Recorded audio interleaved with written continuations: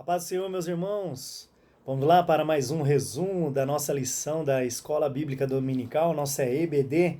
Hoje, lição de número 6, vai falar a respeito da culpa humana e também da graça de Deus. Vamos lá? Vamos partir para mais um resumão aí da EBD? E eu convido você já para participar da nossa próxima EBD. Todos os domingos, às 8h30 da manhã, tem aquele café da manhã maravilhoso, uma coisa gostosa, aquela comunhão com os irmãos. 5 para as 9, cada um já vai para a sua sala, as crianças, os jovens e os adultos, cada um para a sua sala, onde nós teremos ali um aprendizado durante uma horinha só, somente uma hora, então vale muito a pena. Se eu fosse você, não perderia essa, hein? Vamos lá? Então vamos.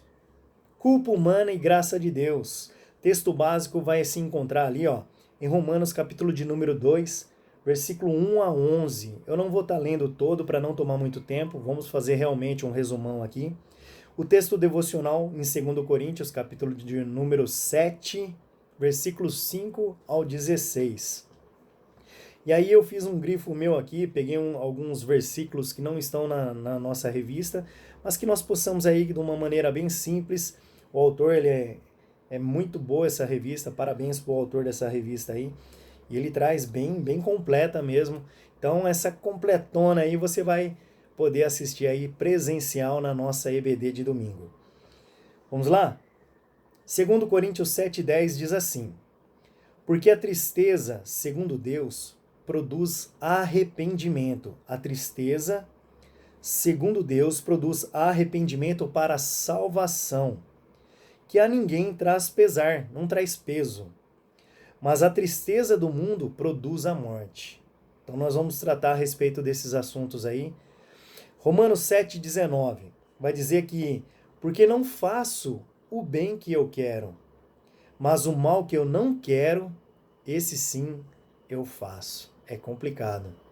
Exige muita comunhão com Deus para você fazer o que é correto, para você fazer o que é louvável a Deus. Nos versículos aí, nós vamos ver que em 2 Coríntios, ali, capítulo 7, 5,16 e Romanos 2, vai falar uma palavrinha contristar. Vai falar aí num versículo bíblico sobre contristar. Contristar nada mais é do que tornar triste ou aquela pessoa desgostosa da vida, sabe? E também inexcusável, indispensável, indesculpável. Então vamos lá, irmãos. O autor ele traz aqui uma frase muito bacana.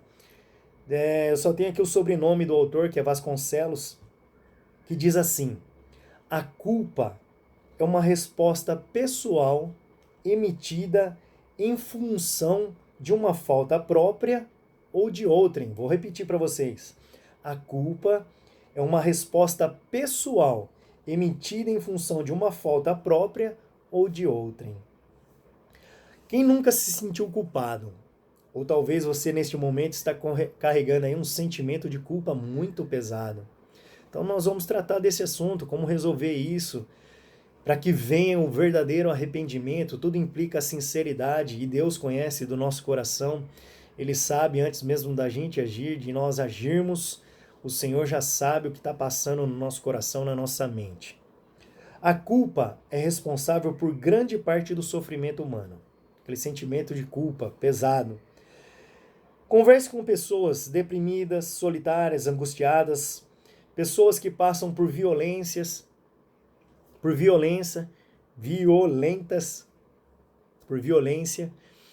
e nós vamos ver aí que essas pessoas ela têm um sentimento de culpa. Às vezes essa pessoa nem errou, mas o ambiente é tão pesado, o ambiente é tão maçante, exerce tanta pressão que acaba ocasionando um sentimento de culpa, mesmo na vida daqueles que não erraram, mas está ali embutido, envolvido neste ambiente, nesse tipo de ambiente. Pessoas alcoólatras, doentes terminais, pessoas que estão passando por crises conjugais ou qualquer outro tipo de problema.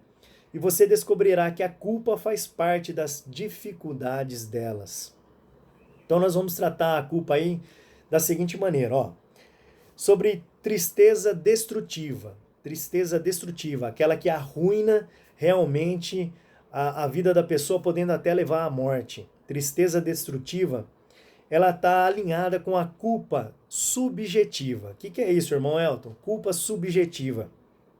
Aquela que é do domínio da consciência. A pessoa, ela antes de carregar aquele sentimento de culpa, ao exercer aquele ato, ou tomar aquela atitude, ela tinha plena consciência daquilo que ela estava fazendo. Então, uma culpa subjetiva, sofrimento que leva à destruição. Sentimento que leva à destruição. E também tem a tristeza construtiva. Tem isso, irmão Elton? Tristeza construtiva que constrói alguma coisa? Nós vamos ver isso. É aquele sofrimento que leva ao arrependimento. Então, é a culpa, aquela culpa objetiva, que é exterior à consciência, está para o lado de fora da consciência. Tem uma maneira aí da gente trabalhar com isso. É condição para o perdão divino. Então, vamos ver? Vamos trabalhar então em cima disso. O que é a culpa? O que é uma culpa? Foram identificados vários tipos de culpa, que podem ser agrupados em duas categorias fundamentais. Como eu já disse para vocês, é a culpa objetiva e a culpa subjetiva. Então, objetiva é aquela exterior à consciência, o ambiente que envolve, pode trazer à tona, mas a culpa subjetiva é aquela que a pessoa já está maquinando ali o ato, que ele tem certeza que vai errar. Interessante, irmãos, eu sempre falo isso na nossa igreja. O Espírito Santo, ele vem sempre nos alerta que isso é errado.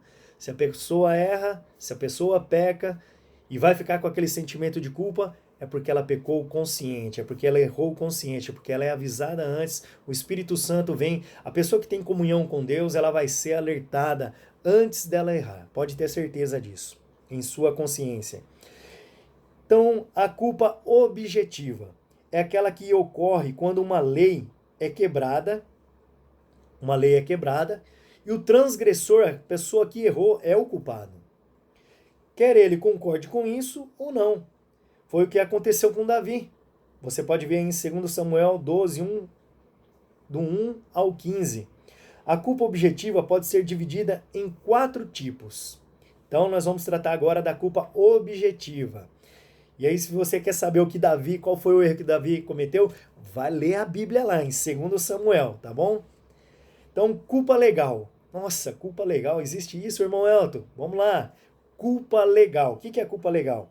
É a violação das leis da sociedade, quando a pessoa ela viola uma lei da sociedade, da comunidade a qual ela está envolvida. Então, avançar um sinal vermelho, por exemplo, no trânsito, é uma culpa legal. Só que a pessoa, ela viu que está vermelho e ela vai e mesmo assim ela passa. Ela é culpada, é uma culpa legal.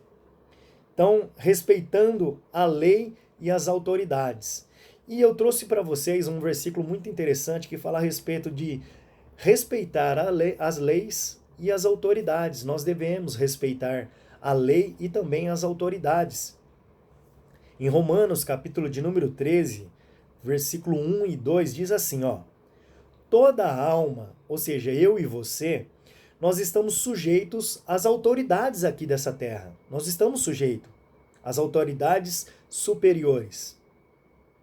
Porque não há autoridade, olha só que interessante. Mesmo que aquele que está sobre a liderança parece ser uma pessoa má ou isso ou aquilo, olha só que interessante isso daqui, ó. Porque não há autoridade que não venha de Deus. Às vezes, se Deus quer tratar com um povo, com uma sociedade, com uma cidade, com um país, ele vem e coloca uma determinada pessoa sobre a autoridade ali, sobre a liderança.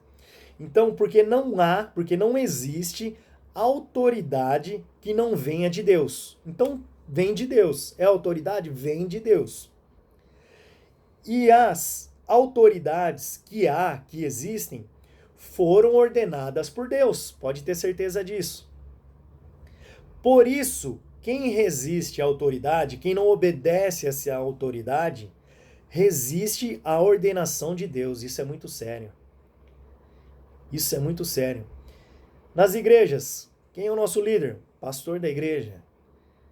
No grupo da mocidade, quem que é o líder? O líder da mocidade, o líder do círculo de oração, dos jovens, dos adolescentes. Sempre vai ter alguém para liderar, sempre vai ter alguém para puxar a fila, para encabeçar ali, para ser a liderança daquele grupo. E a autoridade está sobre ele. Então nós devemos ser, se a gente não consegue nem obedecer às autoridades que foram ordenadas por Deus aqui na terra, quem dirá obedecer a Deus? Então eu vou ler mais uma vez para vocês para ficar bem gravado isso daqui, ó. Toda alma esteja sujeita às autoridades superiores, porque não há autoridade que não venha de Deus. E as autoridades que há foram ordenadas por Deus. Versículo 2. Por isso quem resiste à autoridade resiste à ordenança de Deus. E os que resistem trarão sobre si mesmo a condenação. Então vai vir aí, vai ter que pagar um preço. Desobedeceu, vai pagar um preço. Então, culpa legal nós já tratamos. Vamos lá. Culpa teológica. Olha quantas culpas. Culpa teológica é a desobediência às leis de Deus. Quando você desobedece, eita benção. Quando você desobedece uma lei, um mandamento de Deus, uma ordenança de Deus. De acordo com as Escrituras, todos nós somos pecadores. Olha só. Todos nós somos pecadores. O que diz em Romanos 3:23? Porque todos pecaram e destituídos estão da glória de Deus. Se você quer saber mais desse tema, procura os vídeos anteriores, das aulas anteriores, vai tratar a respeito disso. Então, porque todos pecaram e destituídos estão da glória de Deus. Irmão Elton, o que é destituído? Destituído é demitido, exonerado, está à parte. Então, todos pecaram e destituídos estão da glória de Deus. Então nós só obtemos mais uma vez acesso ao Senhor nosso Deus através da ponte maravilhosa que é o Senhor Jesus, que fez o sacrifício na cruz e ressuscitou ao terceiro dia por amor de mim e por amor a você. Olha que bênção. Outra culpa, culpa pessoal. Uma culpa pessoal é a violação dos padrões pessoais e entrega aos apelos da própria consciência. Aos apelos da própria consciência. Lembra que eu falei que o Espírito Santo, ele vai vir e vai te alertar. Olha, isso daí tá errado, hein? Não faça isso. Romanos 14, 22 ao 23. Vamos ler aqui? Ele começa com uma pergunta, ó. Tens tu fé? Você tem fé? Tem você mesmo diante de Deus? Bem-aventurado aquele que não se condena naquilo que aprova. Aquele, porém, que tem dúvidas, se come, está condenado. Porque não come por fé, e tudo que não provém de fé é pecado. Então, aquela pessoa que tem a consciência tranquila, ela pode ficar sossegada. Aquela pessoa que tem uma comunhão com Deus, e a pergunta, como que eu vou acertar, irmão Elton? O que eu tenho que fazer para acertar? Eu desejo acertar. Lá no começo, o irmão Elton falou, nós falamos aqui, né? Porque não faço o bem que eu quero, mas o que não quero, isso sim eu faço. O apóstolo Paulo, muito sábio, disse essas palavras. Então parece que o bem que eu quero fazer, eu planejo na minha mente, eu planejo, e quando eu chego para executar, parece que eu não consigo. Então, se você tem alguma dúvida, pergunte, o que Jesus faria? O que Jesus faria? Olha que interessante. O que Jesus faria? Vamos para a próxima culpa aí. Esse grupo de culpa aqui tá lá sobre a designação da culpa objetiva. Então, na culpa objetiva, nós temos a culpa legal, a culpa teológica, a culpa pessoal e agora a culpa social. Quantas culpas, hein? É difícil carregar isso, hein? É a quebra de uma regra, culpa social, é a quebra de uma regra que não está escrita, mas é socialmente aceita como válida. O que é isso, irmão Elton? Vamos procurar um texto bíblico para a gente entender melhor? 1 Coríntios 10, 23. Todas as coisas me são lícitas. Olha só que interessante. Olha só que interessante. Todas as coisas me são lícitas. Eu posso fazer o que eu quero. Pronto, eu posso fazer o que eu quero. Mas aí vem uma vírgula e diz assim: mas nem todas as coisas convêm. Eu posso fazer o que eu quero, eu tenho liberdade. Foi te dado livre-arbítrio. Eu posso fazer o que eu quero. Mas tem coisa que não convém. Tem coisa que eu sei que não vai agradar a Deus. Tem coisa que eu sei que vai prejudicar o meu próximo. Tem coisa que eu sei que vai magoar o meu próximo. E aí, você tomando esse tipo de atitude, você vai se sentir culpado. E aí traz sérios problemas. Então, todas as coisas me são lícitas, mas nem todas me convêm. Todas as coisas me são lícitas, mas nem todas as coisas me edificam. Então, meu irmão, minha irmã, procure fazer aquilo que glorifica a Deus e você vai acertar. É simples assim. Ah, vou tomar determinada situação. O nome de Deus vai ser glorificado através dessa atitude, através desse tipo de comportamento, através dessas palavras. E aí você vai ver, se isso glorifica a Deus, vai em frente. Obtenha sucesso na tua vida. Pode seguir em frente tranquilamente com a consciência limpa e sem culpa alguma. Olha que coisa linda. Agora vamos tratar a culpa subjetiva. Eu já li para vocês aqui que subjetiva é aquele sofrimento que leva à destruição. Que subjetivo é o domínio, aquilo que é do domínio da consciência. Então vamos lá, culpa subjetiva. É o sentimento de pesar, aquela coisa pesada, aquela coisa que traz até, através do sentimento, traz até dores na pele, nos ossos, na carne, a pessoa fica mal mesmo. É o sentimento de pesar, aquele remorso, aquela vergonha devido ao ato que cometeu. E autocondenação, que frequentemente surge quando fazemos ou pensamos alguma coisa que consideramos errada. Ou deixamos de fazer algo que deveríamos ter feito. Muitas das vezes uma ação sua pode salvar uma vida.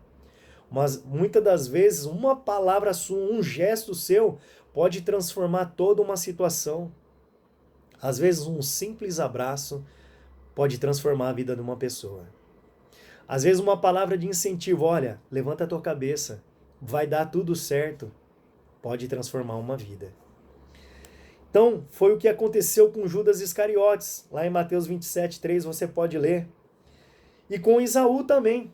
Com Esaú, em Hebreus 12, do 16 ao 17, diz assim, ó: e ninguém seja devasso ou profano como Esaú. Olha que palavras fortes. O que Esaú fez? Que por uma refeição, por um prato de lentilha, ele vendeu o seu direito de primogenitura. Olha só. Porque bem sabeis que, querendo ele ainda, depois de herdar a bênção, foi rejeitado, porque não achou lugar de arrependimento, ainda que com lágrimas o buscou. Aquelas lágrimas falsas. Mas não havia sinceridade no seu coração, não havia sinceridade nas suas palavras. E Deus sabe o que está no meu e no teu coração. Não adianta a gente enganar. Não adianta a gente querer tentar enganar a Deus. Ele conhece da sinceridade que há no meu e no seu coração. Então aqui Esaú, ele vendeu a sua primogenitura por um prato de lentilha. E aí, querendo ele ainda depois herdar a bênção, ele foi rejeitado. Por quê? Porque não achou lugar de arrependimento no seu coração, mesmo que com lágrimas. É triste isso. Então vamos lá. Conceitos de tristeza e de perdão divino. Será que é possível ajudar as pessoas a lidar com o seu pecado ou culpa objetiva sem gerar sentimentos de culpas perniciosos? Uma pergunta. Pernicioso é aquilo que é prejudicial, tá? Pernicioso é prejudicial. Então vou repetir a pergunta. Será que é possível ajudar pessoas a lidar com o seu pecado ou com a sua culpa objetiva sem gerar sentimentos de culpas prejudiciais, perniciosos? Para responder essa pergunta, nós vamos examinar os conceitos de tristeza construtiva e destrutiva e de perdão divino. Então já foi algumas coisas aí que nós tratamos com vocês. Tristeza construtiva e tristeza destrutiva. No texto de 2 Coríntios 7, 8, 10, Paulo ele faz uma distinção entre a tristeza segundo o mundo, que é uma tristeza destrutiva que parece equivalente à culpa subjetiva e que por isso só leva à destruição. Ou seja, é aquele pecado e através daquele pecado a pessoa carrega a culpa, mas não tem arrependimento. Ou seja, só vai encontrar o verdadeiro arrependimento, só vai ter forças para se arrepender muito provável a pessoa que esteja na presença de Deus, que tenha comunhão com Deus. E a tristeza segundo Deus, tristeza construtiva, que equivale à culpa objetiva e que resulta em arrependimento e restauração. Davi, ele errou. Davi, ele pecou, mas ele se arrependeu de todo o coração. E não é à toa que ele foi chamado o homem segundo o coração de Deus. Olha só. Perdão divino. Perdão divino. Esse é um dos principais temas da Bíblia. O perdão divino, o perdão de Deus. Nós não merecemos, mas ele é tão bom, ele é tão maravilhoso. Embora algumas passagens o mencionem sem discutir o arrependimento, outras sugerem que pelo menos duas condições precisam ser satisfeitas para que Deus o perdoe. Quais são essas condições? Duas, pelo menos. O arrependimento. O arrependimento. Tem vários versículos na Bíblia que tratam do arrependimento. E também a disposição do pecador para perdoar. Não adianta eu me arrepender, mas eu também não libero o perdão. Entendeu? Quando alguém errar contra a tua vida, quando alguém te magoar, por exemplo, e ela vier te pedir perdão, o que nós devemos fazer? Liberar o perdão. Se você é uma pessoa que não guarda mágoa no seu coração, certeza você é um cristão genuíno. Então você não vai guardar rancor, não vai guardar mágoas, e você vai liberar o perdão, vai ajudar aquela pessoa a se arrepender. Olha que coisa linda. Então vamos lá. Agora eu quero tratar aqui com vocês. Saber pedir perdão é ter a disposição de liberar o perdão. Então, nós temos que aprender também a liberar o perdão. Não é fácil quando alguém vem e nos magoa, erra contra a nossa vida, ou contra alguém da nossa família e nós tomamos as dores, mas essa pessoa se arrepende de todo o coração, aquele arrependimento verdadeiro, arrependimento genuíno, e nós temos que estar dispostos a liberar o perdão, trabalhar em cima disso, passar uma borracha, ficou lá no passado e vida nova que segue. Agora eu quero tratar aqui com vocês 3 tópicos aqui. Você se lembra de 3 situações na sua infância, na adolescência, juventude, que você se sentiu culpado? Por exemplo, na sua infância, na sua adolescência, na sua juventude, ou até mesmo na vida adulta. Você se lembra dessa ocasião aí? E aí eu vou tratar com vocês aqui algumas causas de culpa. Letra A. Padrões passados na infância. Padrões que foram passados para você na infância, que pode ter trazido aí um sentimento de culpa, ou uma opressão, ou até mesmo um trauma. Quer ver, ó? Se apanhar na rua, vai apanhar em casa. Já ouviu essa frase? Se apanhar na rua, vai apanhar em casa. Isso vai fazer o quê? Com que teu filho, o adolescente aí, você está incentivando ele a partir para a briga. Então, isso pode ser algo que tenha marcado a tua infância, se você ouviu essa frase. Se apanhar na rua, vai apanhar em casa também. Olha só. Letra B. Expectativas irreais. Quando criam expectativas que não são verdadeiras. Você já passou por isso? Tem que ser bom em tudo. Já ouviu essa frase? Não, você tem que ser bom em tudo. E na verdade não é assim. A vida vai ensinar que realmente não é assim. Você não consegue ser bom em tudo. Você vai depender das pessoas, você vai ter que ter humildade para reconhecer o seu erro. E a vida segue. Então são algumas verdades irreais, ou algumas expectativas irreais, coisas que os adultos, os avós, os pais falam, e isso a pessoa vem agregando, vem carregando na sua infância, na sua adolescência, e traz muitas das vezes até para a vida adulta. Então, você tem que ser bom em tudo. Isso não é verdade. C. Sentimento de inferioridade. Isso é muito complicado e existe demais. Nós tratamos de diversos casos de sentimento de inferioridade. Por exemplo, aquela pessoa como que eu poderia dizer aqui? Vou citar um exemplo meu. Eu, na minha adolescência, eu fui acometido de acnes, espinhas.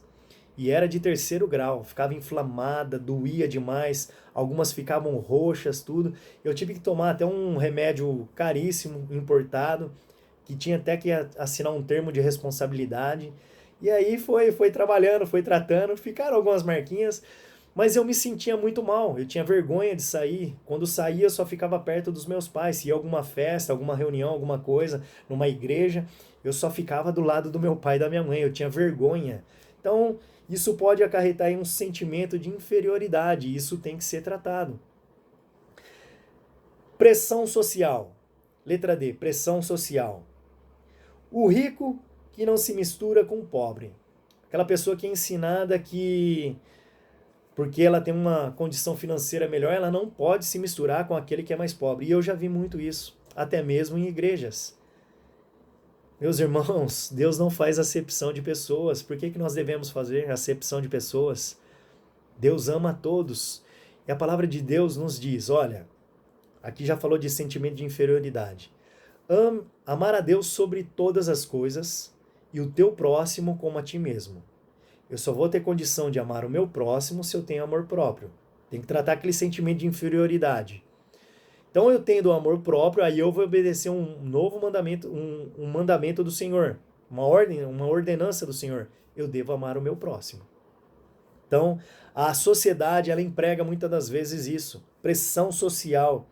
E o menos favorecido que acha que todo rico é metido. Isso também não é verdade. Então, irmãos, vamos viver bem. Sociedade, né? Para viver bem. Letra E. Repreensões e críticas severas. Pais que batem, que humilham, que castigam. Ou muitas das vezes algum líder que toma esse tipo de atitude, assim, isso aí não agrada a Deus. Vai acarretar um sentimento de culpa. Letra G. Ação do Espírito Santo. Lembra que eu falei que tudo relacionado aqui à culpa, né? Interessante que ele te avisa antes de você errar. E quando você persiste em errar, vem o sentimento de culpa. Então o Espírito Santo ele sempre vai te avisar, olha, toma cuidado, vem na tua consciência, isso aí é errado. Ainda mais se você procura andar na presença de Deus, se envolve com as coisas de Deus, o Espírito Santo com toda certeza vai te alertar antes de você errar. E se você errar, vai errar consciente. E letra H, também a ação de Satanás. Geralmente alimentado muitas das vezes por um sentimento de inveja ou de vingança, e aí a pessoa toma uma determinada atitude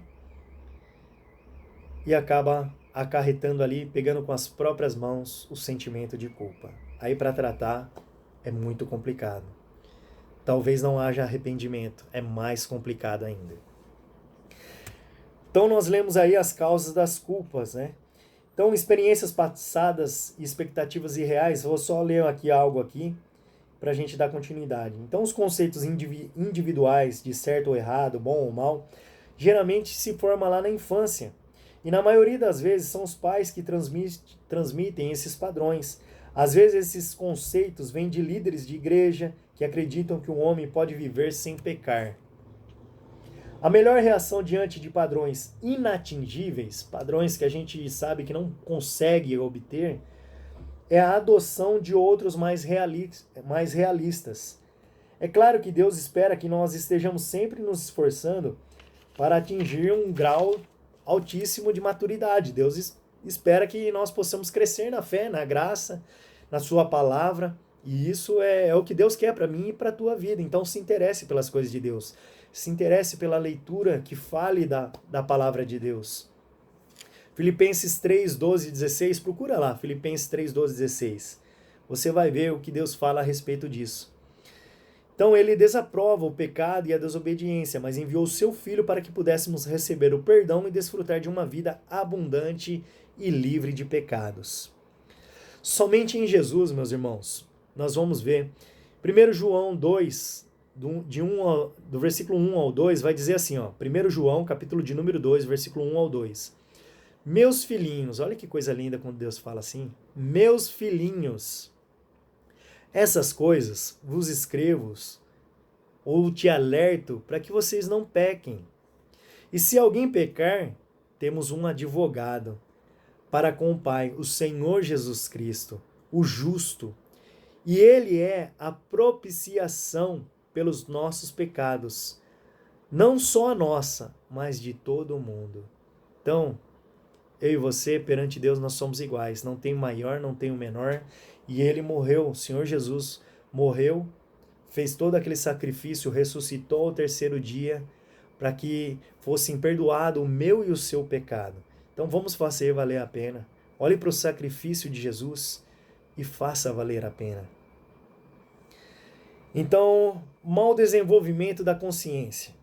Muitas pessoas aprenderam a pensar de maneira rígida sobre o certo e o errado. Sabe aquela pessoa que diz assim, ó, eu cresci assim, vou morrer assim. Pessoa que não é aberta a diálogo, não é aberta a novos aprendizados.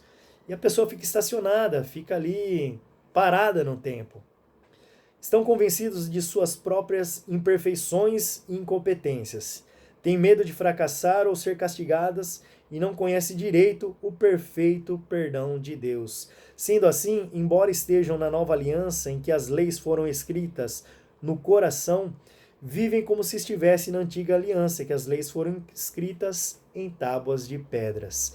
Então é necessário a gente buscar conhecimento da parte de Deus, buscar aprender cada vez mais, para que nós possamos com toda clareza e com toda magnitude, com toda, como que eu poderia dizer? É um presente que Deus deu para nós, a graça maravilhosa. Nós não merecíamos, mas o Senhor nos alcançou. Então, mais uma vez eu digo, faça valer a pena. Se envolva mais com as coisas de Deus. E também tem aquelas influências sobrenaturais, que é a guerra espiritual. Então, a culpa objetiva teológica e os sentimentos de culpa subjetiva entram na história da humanidade a partir do pecado original. Lá, nas aulas anteriores, nós já vimos, através de Adão e Eva. São instrumentos do Espírito Santo para nos convencer do pecado, mas podem ser usados contra nós pelo próprio diabo. Nota-se que com o Senhor Jesus, quando ele foi levado ao deserto pelo Espírito Santo para ser tentado pelo diabo, o diabo vai usar a palavra de Deus para tentar o Senhor Jesus. E ele sabiamente usa a própria palavra para poder sair daquela situação, nos deixar um exemplo maravilhoso e assim, resistindo ao diabo, resista ao diabo e ele fugirá de vós. Então, nós vamos ver aqui outro esquema. Pensamentos defensivos. Colocar a culpa nos outros, negar o erro e justificar o erro. Conhece pessoa assim? Ela errou e ela coloca a culpa nos outros, nega o erro e justifica o erro. Pensamentos defensivos. São efeitos da culpa. Reações de autocondenação. Ansiedade, fraqueza, pessimismo, insegurança, baixa autoestima, inferioridade e autopunição. Isso são sentimentos que a culpa pode trazer. No físico, no nosso corpo físico, reações físicas, somatização, a pessoa vai somar tudo aquilo que ela está passando, aquele sentimento de culpa, e isso vem para o corpo físico, acúmulo de estresse, aquela pressão, e a pessoa pode sofrer com isso. Dor moral, é aquela profunda angústia, é a dor na alma. Arrependimento e perdão, reconhecimento do pecado. Arrependimento e perdão só quando há o reconhecimento do pecado, a confissão, você confessando para Deus qual foi o seu erro, qual foi o seu pecado, e a aceitação do perdão de Deus. E note-se que o Senhor Jesus, em várias passagens, ele fala assim, ó, vai e não peques mais. Ele te dá uma nova chance, faça valer a pena. E aí, ó, tratamento para a culpa. Compreender que todos nós somos pecadores e que estamos sujeitos aos erros. Não tem ninguém perfeito, não tem super crente. Eu e você, nós podemos errar, mas nós devemos estar vigilantes para poder agradar a Deus. Deixa eu tomar um pouco d'água aqui que tá... Já estamos terminando. Aceitar as pessoas e a si mesmo como elas são, independentemente do erro que elas cometeram. Você sabe que aquela pessoa no passado cometeu um erro, mas o Senhor Jesus disse que ele lançou no mar do esquecimento. Então eu e você deve fazer igualmente. Se você liberou o perdão, Deus te abençoe, Deus continue te abençoando. E não lembre-se mais do pecado cometido ou do pecado que aquela pessoa cometeu. Viver dentro dos valores de Deus. Você vai conseguir viver dentro dos valores de Deus conhecendo a sua palavra, conhecendo dos seus estatutos, dos seus mandamentos. Qual é a ordenança de Deus para mim? Eu vou conhecer somente se eu pesquisar e começar a ler a Bíblia Sagrada. Reconhecer seus erros, confessá-los a Deus e ao próximo quando necessário e se sentir perdoado pelo Senhor. Saiba que Ele tem poder para te perdoar. E ajudar as pessoas a compreender os valores de Deus e confessar os seus erros e a se libertar da culpa. Ou seja, você é um discípulo do Senhor Jesus. Então você aprende e passa conhecimento. É assim que funciona. É assim que nós somos felizes. É o que nós estamos fazendo agora. Você aprende um pouquinho, vai lá e passa o seu conhecimento. E aí, vai tornando aí um círculo maravilhoso para a glória de Deus. Então vamos para a conclusão. Nem todos os sentimentos de culpa são ruins. Como isso, irmão Elton? Vamos ver, Algumas vezes, eles nos levam a confessar o pecado. E quando há confissão de pecado, e eu agir de modo mais construtivo. Veja o exemplo do apóstolo Pedro antes e depois de Pentecostes. Deus transformou a vida dele. E ele cometeu vários erros. Você pode procurar na Bíblia. Pedro cometeu vários erros, mas depois do Pentecostes, ele foi transformado e foi um instrumento de Deus nessa terra. No entanto, sentimentos de culpa são nocivos quando perduram sob a forma de influências paralisantes. São esses sentimentos de culpas perniciosos, prejudiciais, que queremos evitar e também eliminá-los. Nenhum de nós vai alcançar a perfeição nesta ou em outra área aqui na Terra. Apesar disso, somos aceitos por Deus. Recebemos perdão incondicional quando confessamos os nossos pecados e temos a garantia de que um dia alcançaremos padrões divinos por causa do que Cristo fez e está fazendo em nosso favor. Lembre-se que o Senhor Jesus prometeu, olha, eu deixarei o Consolador, que é esse que nos avisa quando nós estamos prestes a errar, ele vem e alerta a nossa consciência. E ele disse assim, eu vou preparar lugar para você, tem um lugar preparado para mim e para você. Vale a pena estar na presença, vale a pena para lutar, para ser justo, para andar na verdade e que caia por terra todo o sentimento de culpa, agindo e havendo arrependimento. Que Deus te abençoe, meu irmão, minha irmã. E o Senhor Jesus prometeu, olha, eu vou voltar para te buscar. Então esteja vigilante e que Deus te abençoe e até a próxima.